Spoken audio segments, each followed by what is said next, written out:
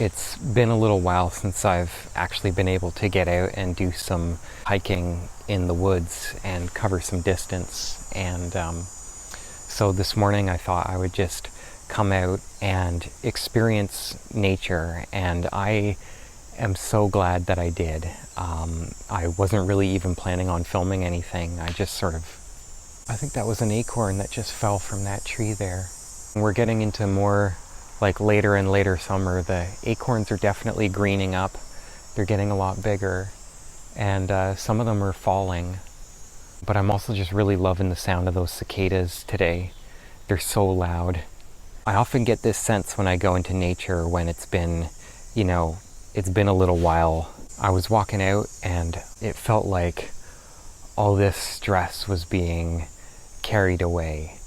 And I was reflecting on getting that sense in your body of what you actually need right now on your journey through life.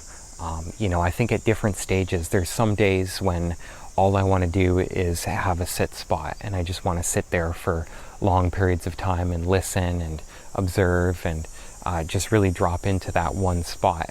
And then there's other times when the really nourishing thing is for me to actually move and just get out on a trail and start walking and see how far I can go and see what I discover along the way.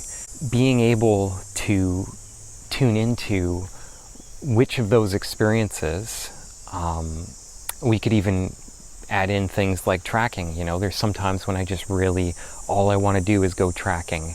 Or all I want to do is go out and find some berries and gather berries. And each of those experiences brings something a little bit different into our life. And the more that I have been able to tune into that feeling within myself of what do I really need right now in order to gain the most clarity, the most fulfillment.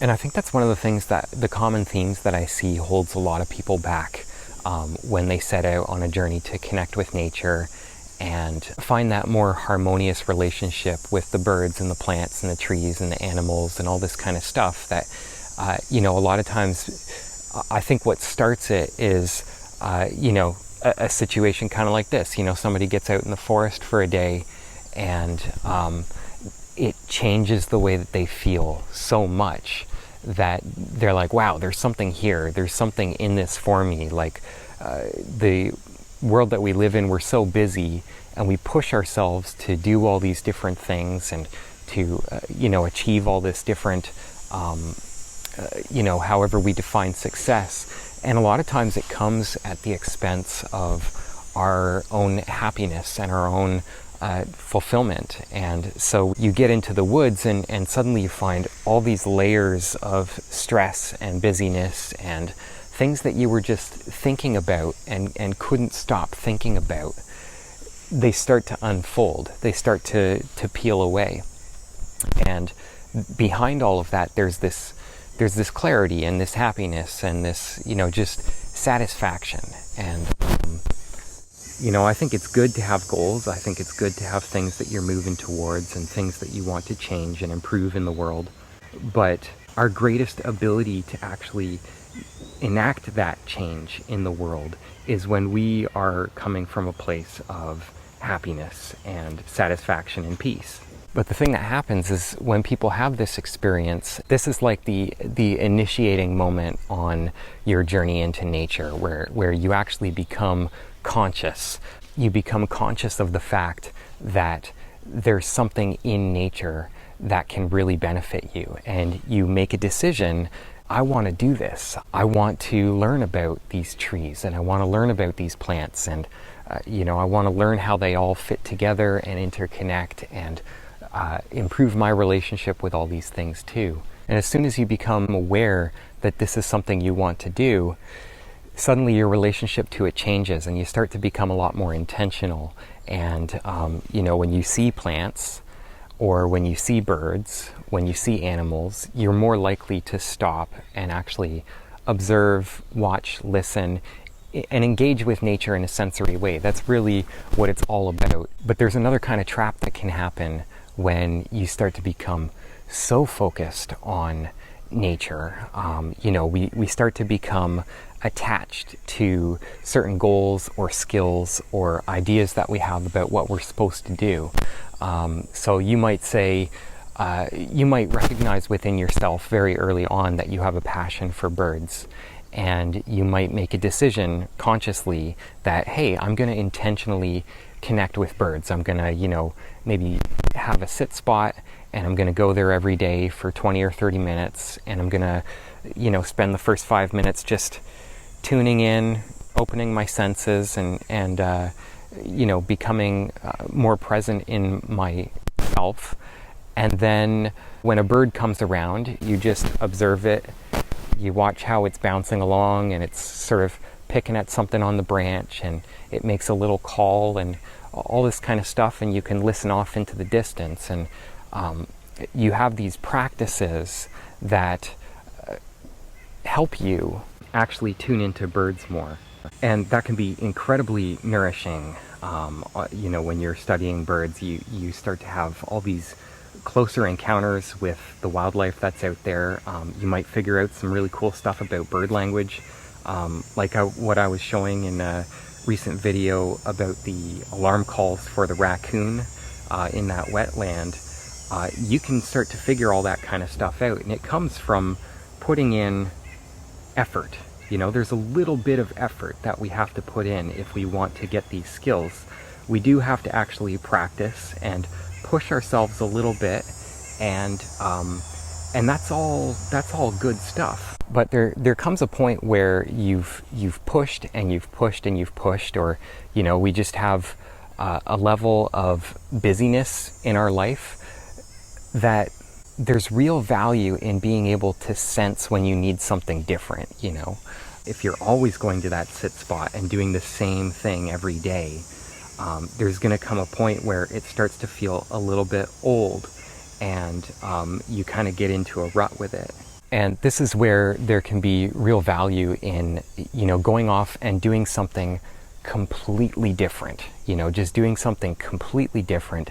The ability to feel within your body, to know when you've pushed beyond your limits, and then back off and go into a different area, go do something completely different, just go for a day-long hike, something where you can completely let go of all the effort you've been putting in and just simply enjoy.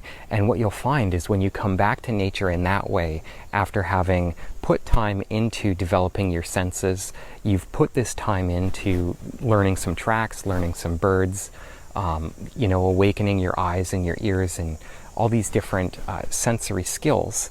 When you then come back to that pure experience of just going for a hike in the woods and just loving the experience of nature, it's like coming back to nature in a whole new way. You will find that experience actually goes deeper. You start to get a sense for, what do I need right now?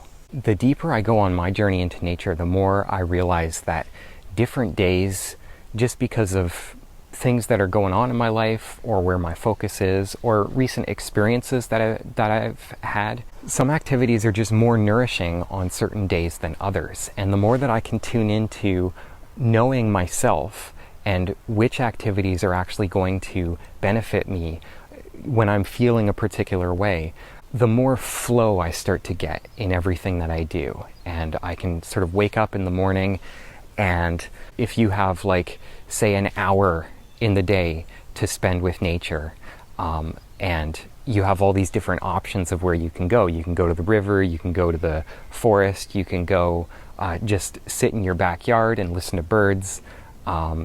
There's all these different options, and you start to develop a sense of what do you actually need? What would be the most benefit for you?